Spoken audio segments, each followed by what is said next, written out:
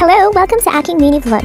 Sinubukan nga namin ng beshi ko kumain dito sa Chili's, Robinson's Galleria, kung saan meron silang unlimited margarita for only 350 pesos.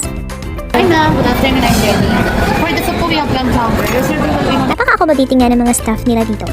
Ang pinili nga naming orderin ay calamares with sour cream at syempre, margarita lime flavor at mango flavor. Cheers! Umorder nga din pala kami ng nachos with chicken. Kakaiba nga itong nachos nila para sa akin dahil meron na siyang chicken na nakadikit sa mismong nachos. Napakasarap nga nito dahil malinamnam siya at may mga kasama pa siyang gulay at sausawan.